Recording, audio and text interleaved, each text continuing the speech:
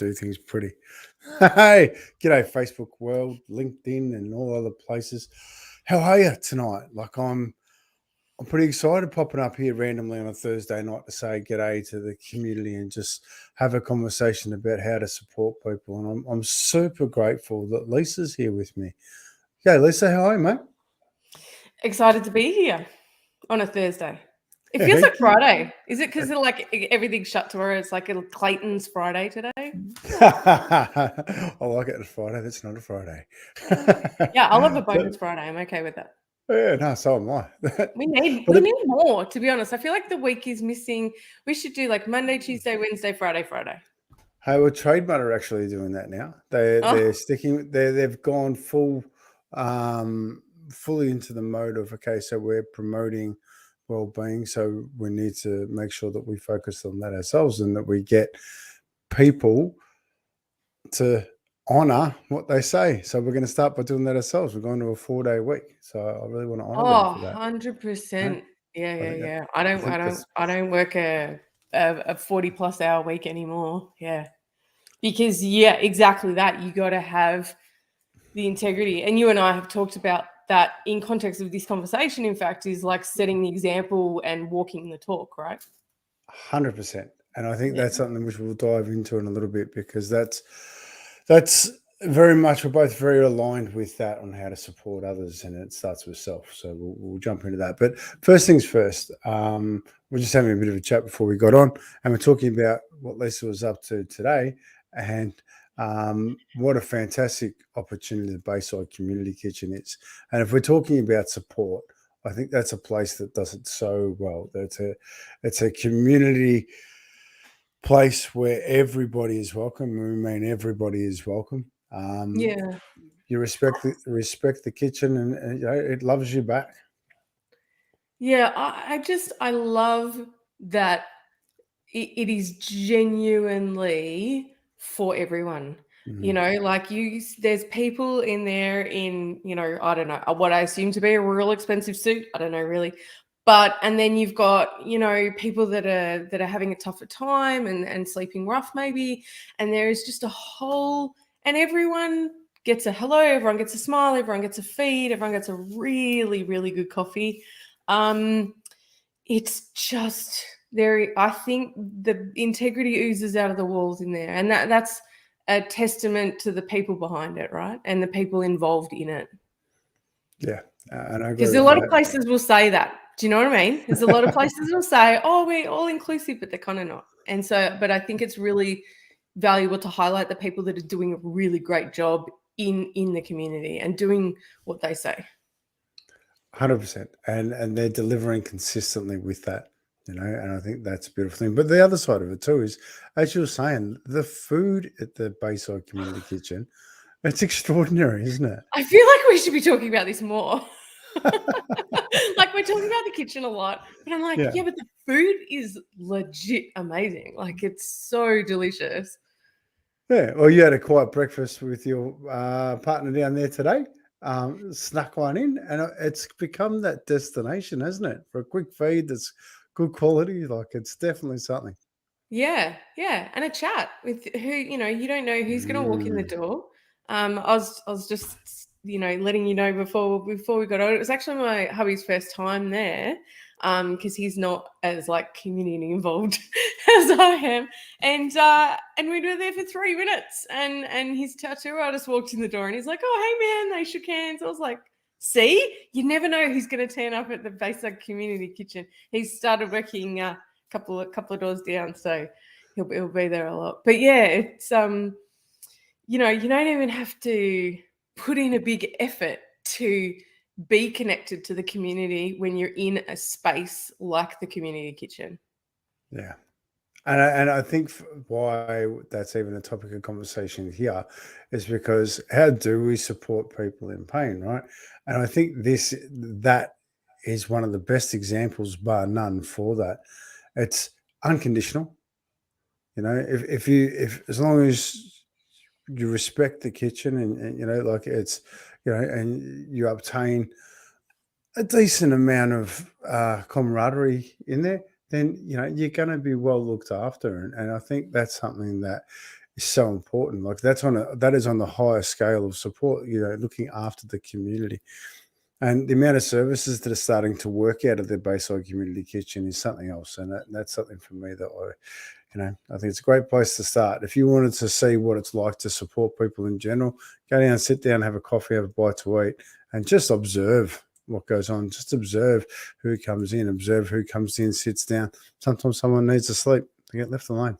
They get that little bit of rest so they can, get on to the next thing. Yeah.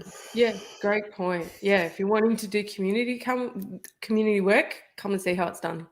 Yeah, 100%. And how it's done really beautifully. Yeah. Yeah, and with heart, right? It's not, and I think that's the number one thing that when you're supporting somebody, it's a tough gig, right? You and I take on some big challenges, and we support people going through some significant opportunities, and it takes a lot out of you It going can. into that. Yeah, like if you don't have the opportunities around you of support to support you, it can really weigh heavily on you. So that's why this conversation for me has become really important, right? It's become really important because we've been asked on the Facebook pages, how do we support our partners? How do we support our men? So let's have a conversation about it. Let's pop up here for a bit tonight. And if someone's got any questions, please feel free to ask. Please put something out. It doesn't matter how it comes across. We'll open it up and we'll dance with it. We'll see what comes up with it. And I'm sure we'll find something magical to put forward, because I don't know, like Lisa is someone that I admire in this space, and it's someone that I go to for support. So I value that, Lisa. So thank you. Yeah. Oh, it's an honor. And I think for me, supporting those that support others is a passion of mine. Because I know, having been in carer roles myself for over 20 years, those can often be hi for whoever said hi, Lisa. Those roles can often be the people that least get support or find it most difficult to ask for support, are the people that, whether you're doing it professionally or just because you're in a position where you've become a carer or a helper or a healer, in your family, in your community, or whether it's your job.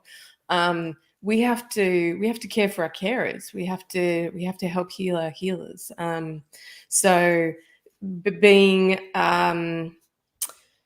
invited and for you to open up and allow me to support you is an honor, because it's something that I'm passionate about, and it's important for me that you can keep doing the work that you're doing, and the people that are caring for others can keep doing what they're doing. I can't do all the jobs, right? I can't be a doctor and someone who works with refugees and someone who helps work in homelessness services and I can't do all those roles, but I can support everyone doing all those roles, right? And so that's my way of contributing, I guess, to the greater good, is if I can help all those amazing human beings doing amazing things, so that they can keep doing them and not, struggle or burn out or, make poor choices, then that warms my heart. That makes me feel like I'm being of service.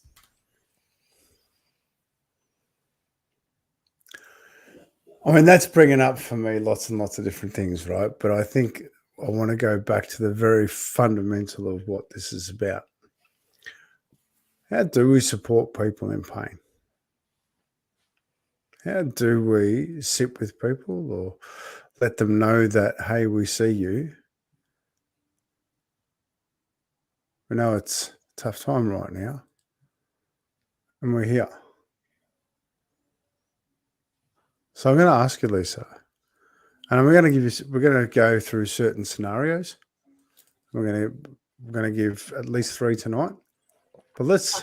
I hope I pass. Okay, go. No, you'll be perfect. We're going to break them down, right? Because I think that's really important. But I want to start with a partner.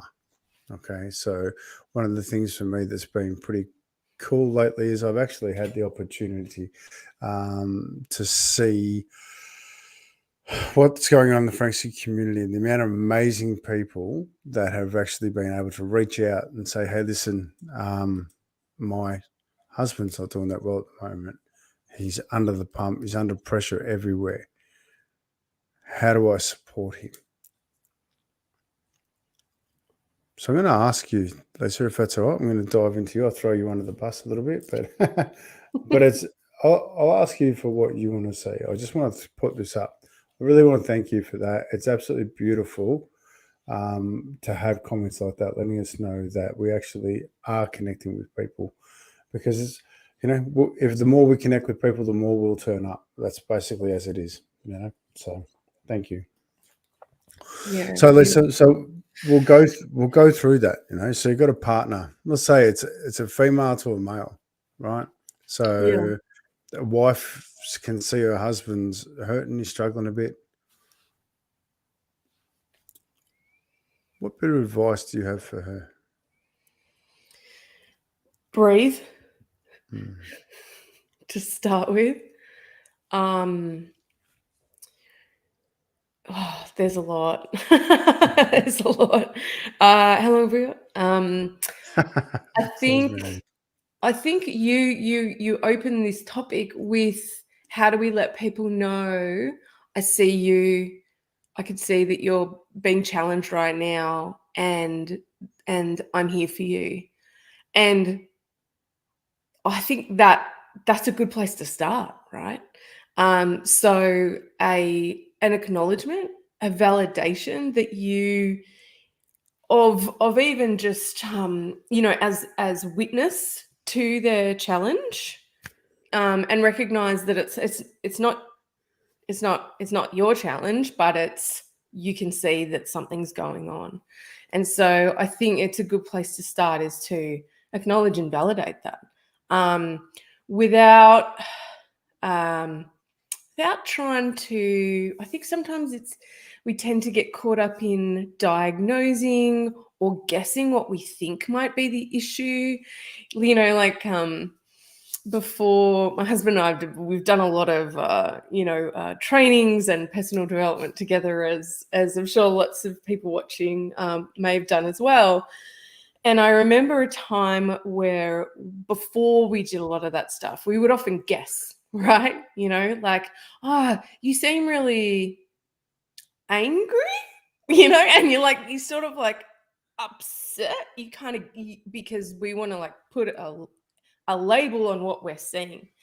And often that will be met with resistance. I'm not angry, right? And you're like, oh no, I guessed wrong, right?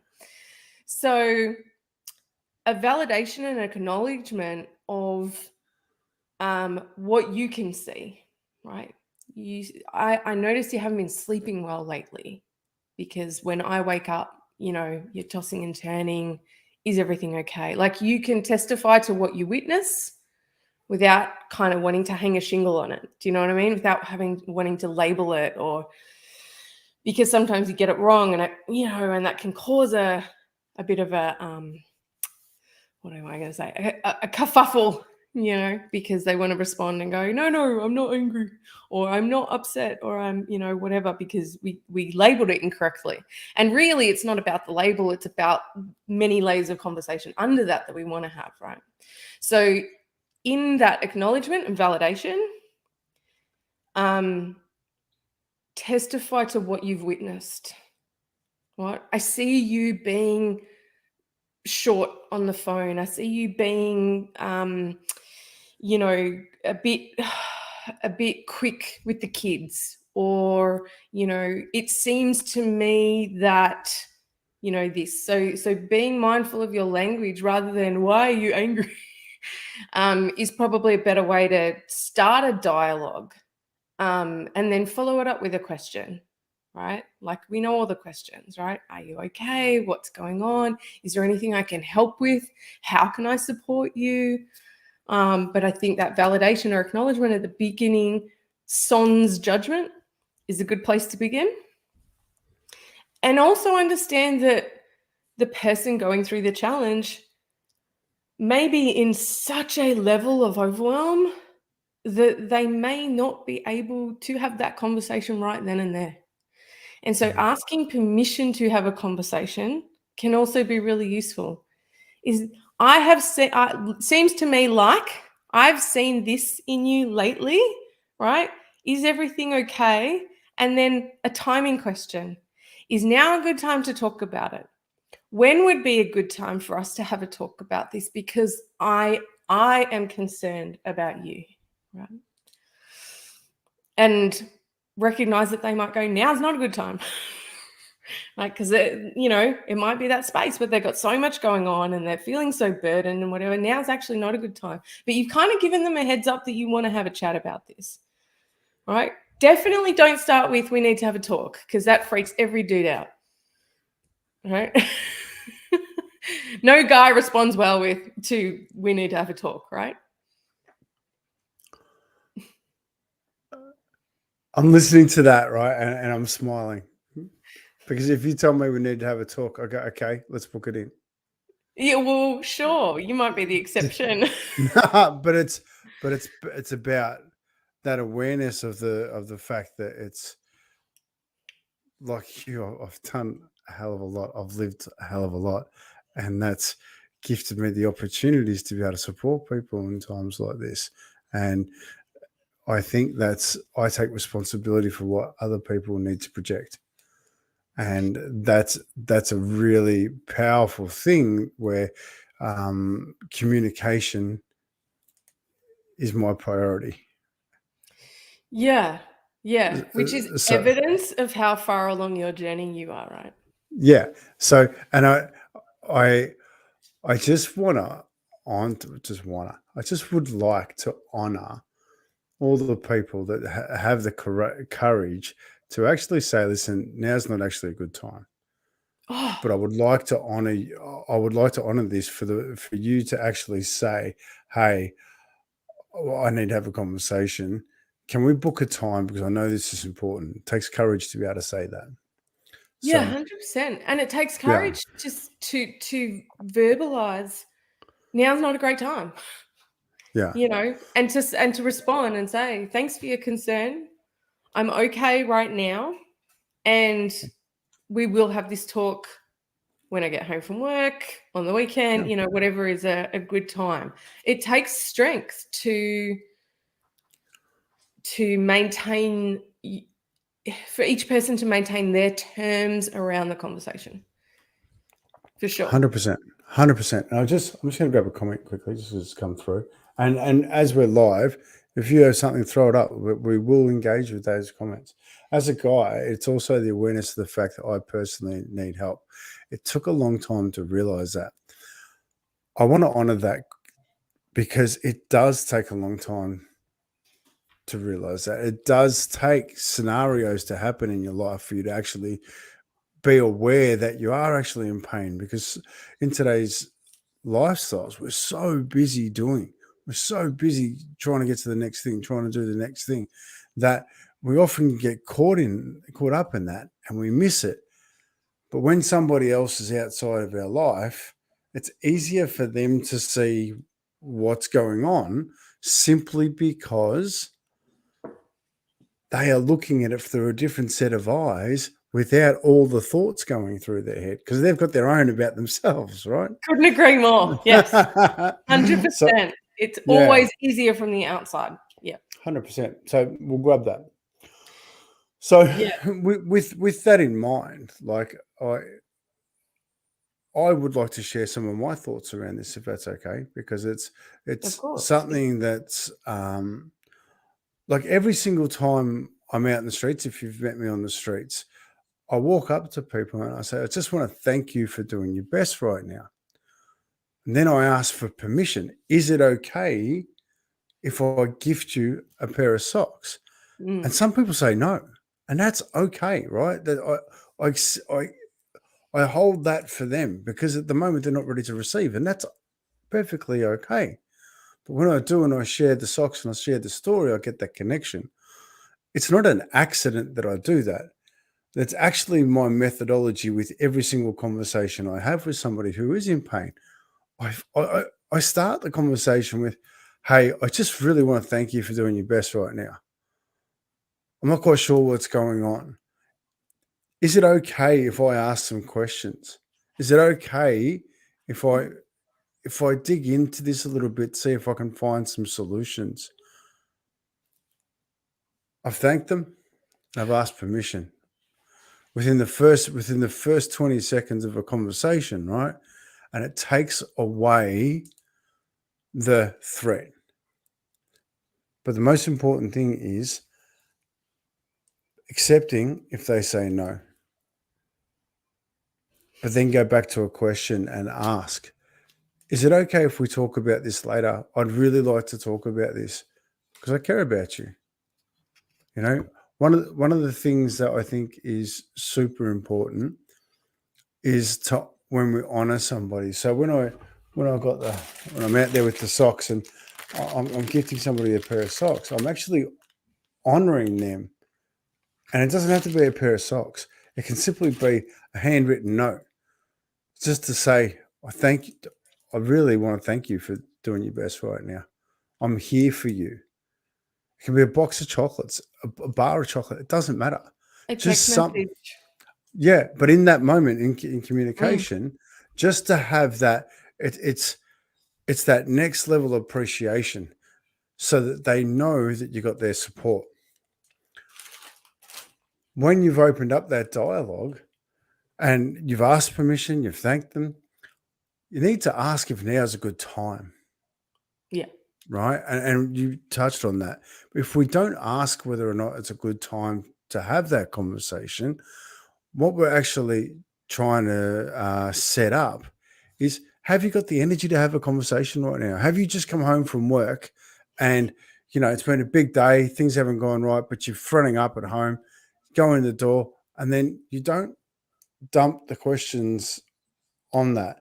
Yeah. You can, for a woman to support, hey, honey, how are you? Listen, go and have a shower and wash your day off. I'll be over here. Do you want a cup of tea? Yeah. If it's a I've got a big couple of conversation, things. I got a couple of things I need to chat with you about, but you let me, come back when you're ready and we'll have I'll talk to you. Just, take I think that is, 100%. And that is a great way to do it. And look, if you're putting your best foot forward and you're not getting the responses that you're hearing from us, that, say, yes, okay, look, and it's frustration coming at you, then be gentle and kind on yourself. Honor the fact that you're having a crack at doing something different. And like anything, when you try something, you're aiming to make progress. Practice makes progress, not perfect. As humans, we need to learn things. We learn to walk by falling over a lot, right? It may not be the first time that hubby comes home and says, hey, go and have a shower. I just go and freshen up and make you I need to have a chat about a couple of things. May not be the first time. May not be the second time. It might be the 10th or the 12th time that they've earned enough trust that do you know what? This is actually genuine. This is actually real. They actually really want to have this conversation. They really want to come and embrace this conversation. And when you get to that conversation, go back to the thank you again. Just thank you for taking the time to have this conversation. It's actually really important, and I really appreciate that. They will listen. Yeah. I just want to pick up on one of the things that you said, if it's all right, Scott, is the response that you may get. Yeah. And how do you deal with that, right? Like how do you, so you reach out, you're vulnerable, you're like, I want to show you that I care and I want to talk to you because I'm concerned about some things I've been seeing or hearing, and it gets shut down, right? We're not having a conversation. I don't want to talk about it. Now's not a good time, whatever. It gets shut down, maybe more than once, like you said. Yeah. What I think is a really crucial takeaway is, as the asker, as the person creating the invitation and opening the door to the conversation, it being shut down, this might be mind-blowing. It's probably not about you. It's probably not about you. It's It's data, it's more information, it's feedback that's giving you further insights into the state of your loved one or the person that you're asking about, right? If they keep shutting it down, they don't feel safe, or they don't have the energy, or they're too damn tired, or they got too many other things in their brain. Like, it's all about them and where they're at. So and it can be difficult, but as best as you can, don't take that personally if they don't want to talk to you right now, or for the last 3 times that you've tried to have a crack at it, because it's probably not about you. It's about where they're at and what's going on with them. So have that, patience with yourself, patience with them, and you don't have to. Here's the thing: we as human beings typically don't respond to data and information. What we do is we create meaning to that data and information, and we respond to the meaning. I'll give you an example. If you've sent a text message, right, in Messenger or text, and you send a message, right, and then you get 3 dots, right, and you're like, oh, they're responding, and then they respond, they send you an answer, and then you send a message, and then they send a message, and then you send a message, and then there's 3 dots, and then 3 dots go away, and then 3 dots, and 3 dots go away. And within about 10 seconds, your brain goes, oh, I've said the wrong thing. I shouldn't have said it. Maybe I said it's not a good time for it, right? And you start creating meaning around what the 3 dots going away means, right? Based on all your own stuff. 100%. Nothing to, you know what? They left their phone in the car. They've gone to get some milk and coal. They'll be back in a minute, right? They'll respond, right? But we go, oh no, I've done something wrong. Okay. And so we respond to the meaning we create, not the actual information. All the information you have is the 3 dots have gone away. We don't know what that means, right? So being mindful of the meanings that you're creating about another person's behavior or how they've responded or not responded or whatever, and just pull back, take a step back and go, okay, hang on. What's the actual data I'm getting? What's the information? The information is now's not a good time. That's it. It doesn't have to mean anything more than that. It just means now's not a good time, right? Because it can be hard to reach out and reach out and reach out and keep getting knocked back. And you think, oh, every time I try and talk to him, he doesn't want to talk to me, right? Okay, what have you made that mean? Okay, right? So that's what I mean by it's probably not about you. It's about them and their stuff. Don't make it about you. In this instance, if your conversation, they are the focus, right? If it's born of concern for them, keep the focus on them. Does that make sense? Do you feel like that's useful? Yeah, it's very useful, like, because it's so much of what our responses are based upon what we're thinking, right? And not what's actually being presented, because Yeah. so often we don't know what's going on in the other person's head. Well, not sometimes. We don't know what's going on in the other person's head. So by giving it meaning, giving it something that it may not be, creates more pressure. Yeah, 100%. So, And then you add expectations and yeah. then you realize, it's become a whole thing based on what you thought was going on, not what's actually going on. Yeah, brilliant. I love the fact that you brought that up. So we've talked about how to actually even embrace a conversation and to be patient. And it doesn't necessarily matter whether it's a wife and husband in this or partners in this situation. Both sides need to do the same. Both sides need to just check in to see whether or not it is a good time to have this conversation, whether or not they have the energy to have this conversation, because big conversations actually take a lot of fuel when we have them, So I think that one of the most important parts of a conversation is to prepare it. When you finally get the time to have a conversation, if it means something, you really need to prepare it, practice it. Find somebody that can support you to practice having the conversations. So I think that's something that now, Lisa, you're reading that comment. Should we open that up? Yeah, I think it raises a really relevant issue. Brilliant. No community is immune from this. Yeah, okay. So, just last comment. I tried giving my full support to my ex-husband in a gentle way over and over again, and unfortunately, it didn't end well for me.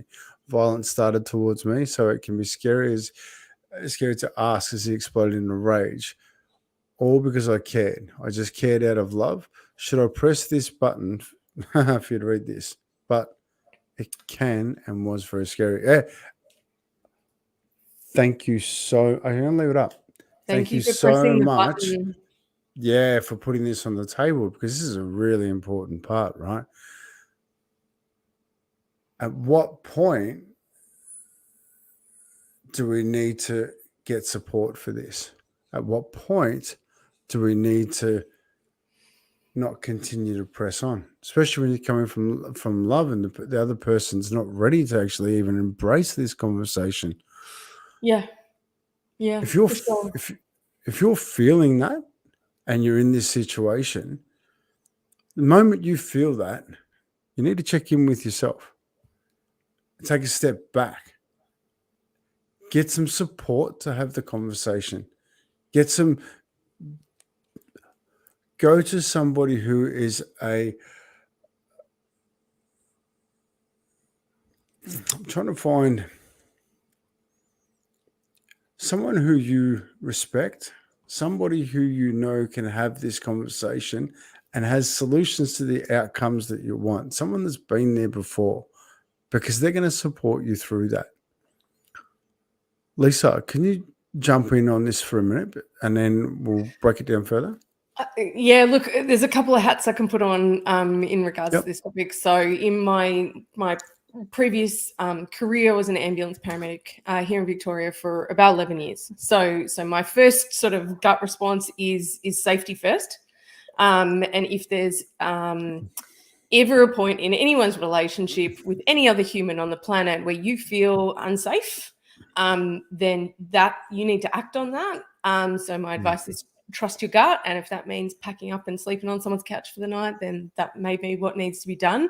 For me, my brain sort of triages these issues, right? So if there's an immediate threat, obviously you want to leave if it is safe to leave. Let me be very clear. For anyone, regardless of gender, well, we know there is a huge amount of data that statistically, women, when leaving family violence relationships or even the home, upon leaving can be the most dangerous time, right? So as much as it sounds simple to, if you think you're in danger, you need to leave the house, it's not that simple in the context of family violence, right? Now I'm taking this comment and sort of extrapolating. So if you're the commenter, I want you to, I'm not speaking about this specifically. I've blown it out to a more general conversation. There is risk associated to leaving a household where there is family violence. So it is certainly a more delicate matter than, oh, you should not be in that house if there's violence, right? It's not that simple. It's a far more complex issue, which we don't have time to go into, but definitely read up on it for anyone that's sort of in that space. Where would they look? Or reach and ask questions. Yeah. There's 1-800-RESPECT has a website. So if you can go onto what's it called? I think it's called like incognito mode on your browser. So there's like a private setting on your internet browser where it doesn't keep your list of websites you've visited.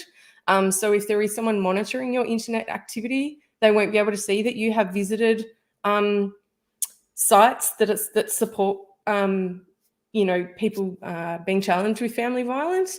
So the 1-800-RESPECT website, I believe, is I think it's .org, but don't quote me. I can follow it up and drop it in the comments later.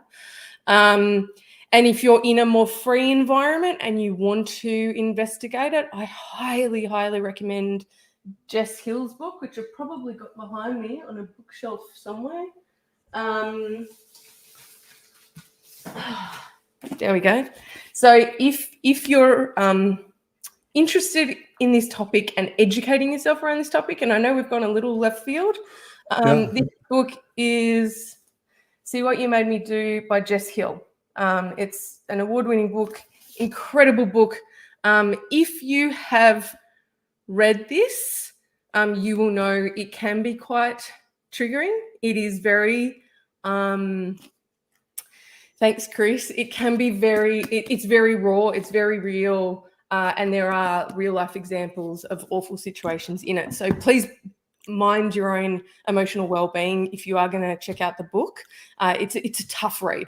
I've been a professional in this field for over a decade, and it was a tough read for me, but it is excellent. Chris is in the IT industry, and so that's excellent advice from a professional that knows. Brave's good browser, completely secure, wipe settings when you close it. Awesome. Good to know. Brilliant. Thank you. Thank you, Chris. But I just want to grab this too. I had no one up in Cairns, my 2 young children, the police and a women's shelter. Then they found me in Melbourne. And I just want to say thank you. Like it's just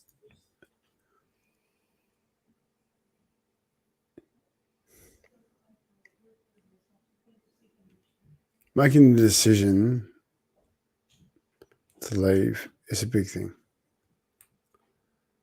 And it does come with complexities.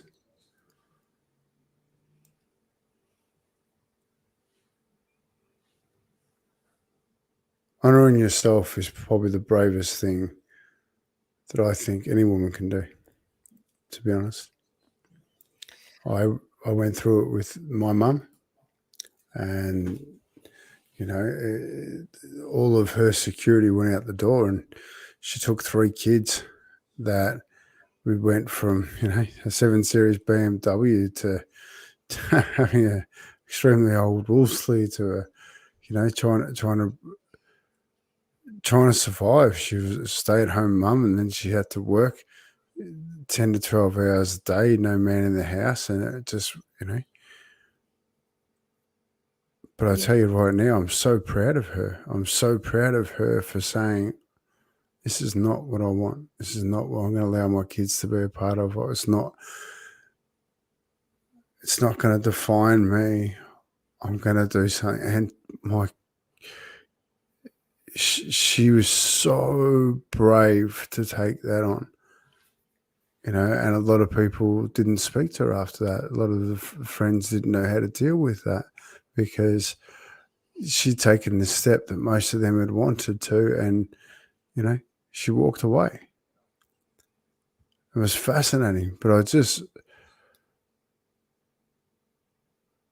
someone who's lived an interesting life, I'm so grateful for what she did, because I'm not a part of that system anymore. I had to learn my own lessons in life, but it took me out of that environment. Yeah. Yeah. I just, I thank you for sharing.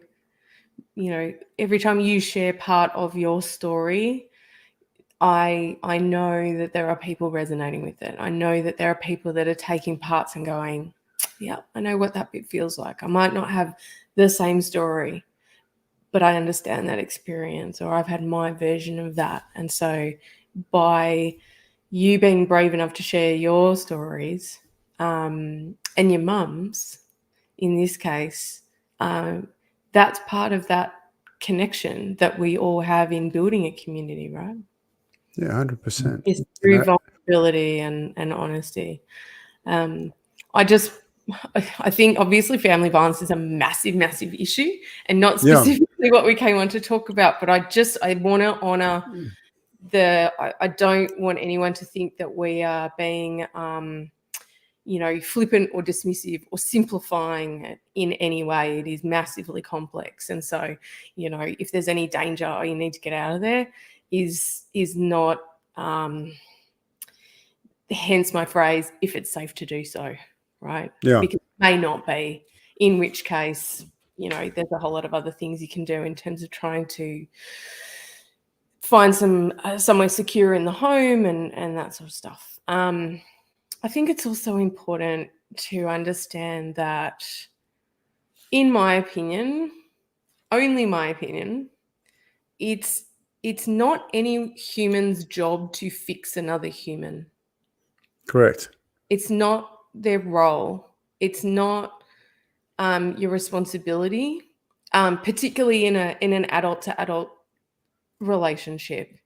And we can get brought up in family dynamics and all sorts of programming and stuff that makes us believe that it is our job, and we have to fix them, or we can make them better. And I think, like, I've certainly been in relationships prior to my current one where that was the dynamic, and it's not healthy for either party, and it's not the way that a healthy relationship is meant to work. So if you're finding yourself feeling a responsibility to fix the other person, call someone, check in with someone and go, hey, and I say that because, like we said at the beginning of tonight's conversation, it's easier to see from the outside, right? For someone outside of the relationship, for you to check in and go, hey, you've seen us together. What's your take on that? What do you think's going on? Because you're not in it, right? They're not invested in the same way. So it can always help to have that third party perspective of someone else going, oh, yeah, I've seen that. And, I'd like better for you, or whatever they might say, right? Yeah. I just want to grab that for a second, because I think something that's really, really important when we ask for advice, right? Make sure the person that you're asking is somebody that you want to be like, somebody who's got the traits that you want in life, because they're going to see it through a set of eyes that you want in your life. Because asking somebody for some advice that isn't the person that you want to be will actually derail you. Yeah, it's a great point. Asking yourself that question, saying, hey, this person that I'm about to ask this question to, is this in their life what I want in mine? Are they qualified? Are they qualified? Not professionally qualified, just life qualified. No, but 100%. Is this a person whose advice I actually want on board? Yeah, excellent point. Totally. Because that's something I think we don't ask enough, and we're looking to support people. We're looking for ways in which to reach out to people and touch people and say, hey, listen, I just want you to know I'm here. I don't have the answers, but I'm here. And I'm prepared to sit with you until we find them. Yeah. So I've got a sort of, if I'm just going to read this comment. Sorry. I'm going to throw it up. Is that all right, Lisa? Totally. I know it's not meant to be put into this discussion. It's an open discussion. Depression and anxiety and PTSD have succumbed into my life because of that. So it's okay to not be okay, but at least I'm still existing and trying to keep living on this planet. Sorry to put the conversation onto a different path tonight. I'm really sorry. I want to grab that because I'm pretty confident I actually know who this gorgeous human is. And I want to say thank you. I want to honor you for coming into my life and actually gifting us this opportunity to discuss this, because this for me is the true courage in life, is when we put our stuff up. I don't know the answers to this. I'm still here trying to keep living on this planet. You know what? You're still in the game. We've got hope.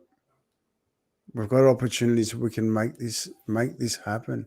So I just want to really thank you for that, and let you know that you have not derailed this conversation whatsoever.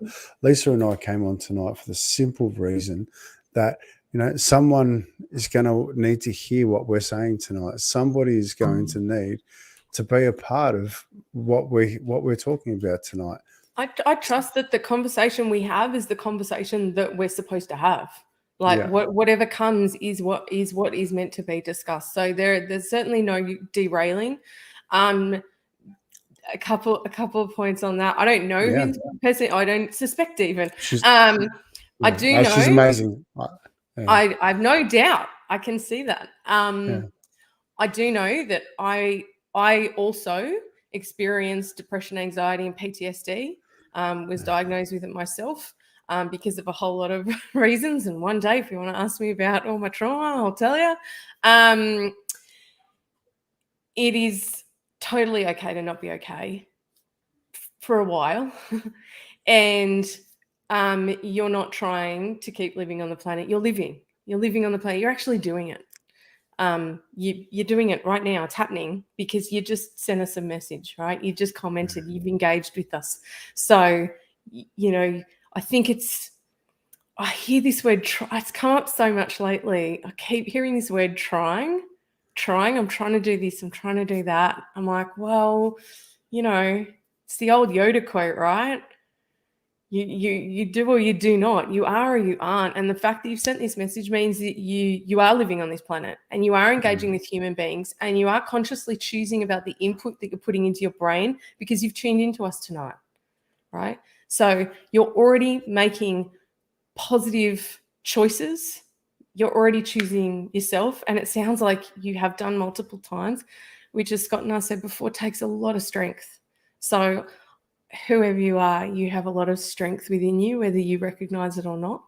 And you're doing the things that you think are over there. You're actually already doing them.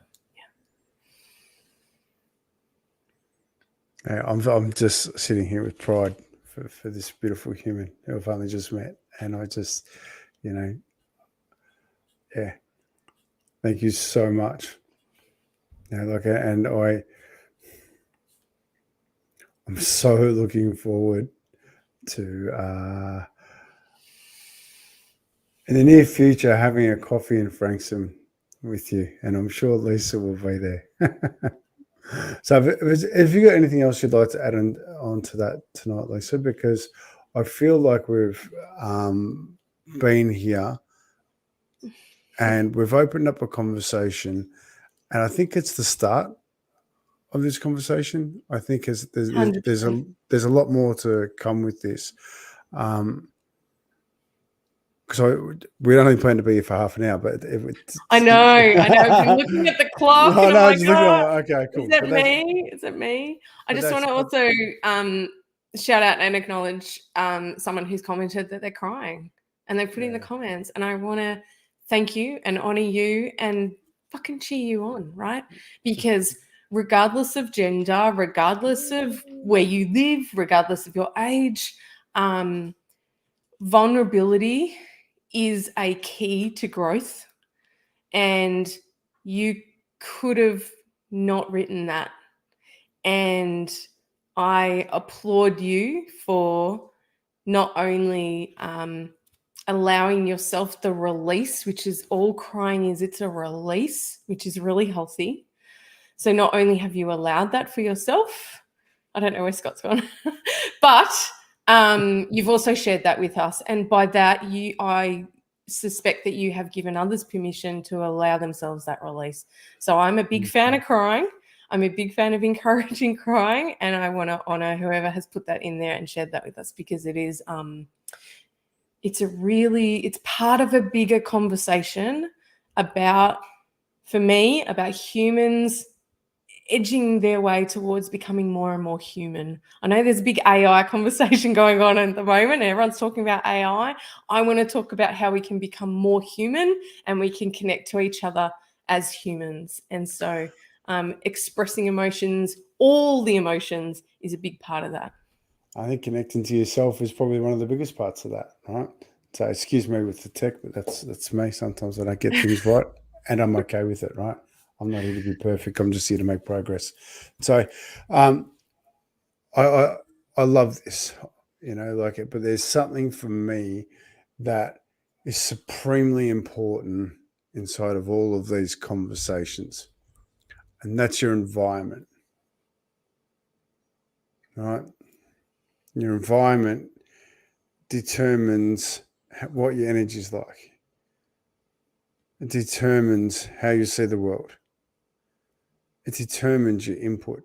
And your environment's not just, Lisa and I sitting here. It's who your friends are. What's workplace like? What school your kids are at? What conversations are you having? what TV shows are you watching, what radio stations are you listening to. What That's books all are you your reading? input, right? That's all your input. And if you need to have a different outcome with anything, the best way to do that is to get a new environment. Your external world influences your internal world and vice versa. Correct. Yeah. Like Very I'll key. never forget the day that I learnt that I'm the average of the 5 people I've spent the most time with. I went, Start looking around, don't you? I love these guys. Hello, you 5. And it's not that I don't honor them. Like I love them with all my heart, but it's not where I wanted to be. It's not what I wanted to do, and I needed to do more. So embracing that was super important for me, which in turn helped everybody else in my life because I became a better version of me. So I was able to do that, and I had to walk away from people that I didn't want to walk away from to do that. Yeah. But that journey inside in yourself is the most important journey you'll ever take. And that's one of the things that people don't often talk about in terms of growth and personal development. And a friend of mine and I used to joke that people are all like, oh yeah, I'm doing a personal development weekend, and I'm learning about myself, I'm doing a course, whatever. And it was all very like, puppies and rainbows and unicorns and glitter. And in actual fact, true personal growth, really allowing yourself to become the next version of yourself over and over again. And, this is why my company is the Spiral Evolution Academy, right? Is because we just keep going up, right? It's actually more like peeling off your skin and then running down the street with no skin on and having people throw vinegar at you, right? Like it's hard. A lot of it is really hard until that new skin, like that lobster analogy, right? Until the new skin hardens and toughens up a little bit, and then you give it a couple of months and or years, and you do it again, right? And in that process, people fall away. People that saw you a certain way, they have a dynamic with a certain version of you, and you're no longer that version of you. You don't fit the dynamic anymore. Some people are uncomfortable with that, and they will fall away. And that is also part of that process. So, I'm a massive advocate for growth. I'm clearly an advocate for evolution, right? Constantly evolving, changing, growing. I'm obsessed with it. But I don't joke around, right? It's not always glitter and unicorns. A lot of it can be really tough, and that's why having the right supports around you and the right environment, like you've just said, and the people around you that can hold you when you are, crying naked on the shower floor. Those are your people, right? You want good people. So I think it's crucial, but it's not negative towards the people that fall away. They're not for the next version of you, and that's okay too. And I love that, right? Because I think the single biggest thing that you can do for somebody else is get clarity on what it is that you want. Get clarity on what it is that you want to have in your life. So then you can start seeing it. Well, it's probably a good note, to sort of wrap up on, because when we were discussing about what we were going to talk about tonight and how do you support people in pain, and yes, there's ways to frame a conversation, and yes, there's a better time of day, and yes, there's spaces to hold for people, and all of that is true. But ultimately, I think we're both of the opinion that a key part of supporting people in pain or supporting people through challenge is to lead by example. Is to take the time to work on yourself, is to allow yourself, you're welcome, is to allow yourself your own experience of challenge and growth and self-care and all that sort of stuff. So, the way we support others in the medium to long term is by being the best version of ourselves that we can be at any given moment, right?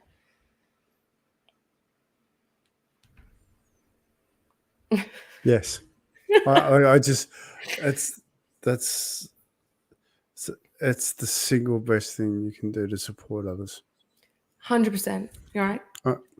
Most valuable real estate we own is between our ears. Either you own it or somebody else does. If someone else owns it, they're collecting rent. Yeah, I want to own that real estate. So I want to wrap it up because it's really gone to an hour, but I just want to make sure that Sure, my fault. no, God, there's no fault. So there's never a fault with this. Like it's you and I would sit here for 8 I don't hours have straight. short conversations. No, I neither laughed do I. Right? last night there was a conversation about you guys talking for 7 hours. I was like, I could do that. Yeah, 100%. Right. Let's go there because the reality is it takes time. Right. It takes time to work through these things. It takes time to find what you want. It takes a lot of progress in order to get closer to the situation you want. And mistakes, right? Like you said, Yeah. you learn to walk by falling over, right? You got to bruise your nose. Yeah. To to know realize that it hurts. Not do that again. Yeah. But and it's one thing that if I could change anything in life, that we don't have mistakes, we have lessons. And it's the probably the strongest driver in my parenting style with my son is life is full of opportunities to do things better. So how we do that is simply, accepting that we did that.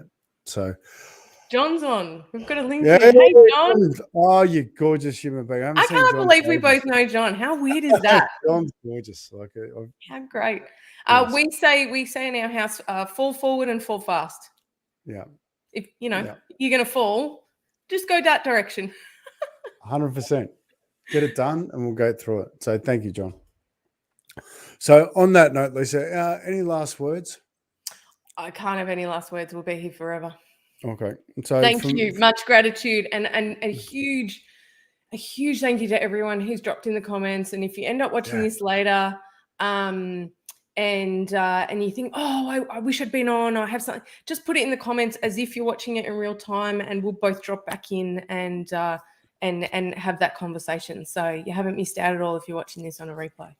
Yeah, beautiful. Like, and I don't know, with the engagement we've got tonight, I think we might actually love it. There you go. Take that one, Lisa. I'm going to find out who that was. It's very accurate. But I don't know, Lisa. I've really enjoyed tonight. I've really enjoyed being able to be here and open up some opportunities. So I want to have a chat with you about this. This was to be a one-off. I don't know. We'll have a conversation, Lisa, I think. Yeah. Because I think and put it out. If you guys want to see more of the Scott and Lisa show, or if you've got any particular topics or questions that you'd love for us to cover, what's challenging you that you would like us to discuss, that maybe those gold nuggets would drop, let us know. We're very open to chatting, clearly. And challenges, by the way. So love a good challenge. Well, so on that note, I do want to say a big thank you to you, Lisa, for a random pop-up and having a conversation. I think it's wonderful. But I want to thank people that are watching this and have actually taken the time to comment and reach out. From my heart to yours, I honor you for being open and embracing what can often be something that's quite difficult. Embracing you. Be kind to yourself and reach out if you want to have a yarn. 100%. Beautiful. All right. Well, I'm going to find that button. So God knows how long this is going to take. All right. Well, take care, everyone. Thanks, Lisa. Ciao. See you soon.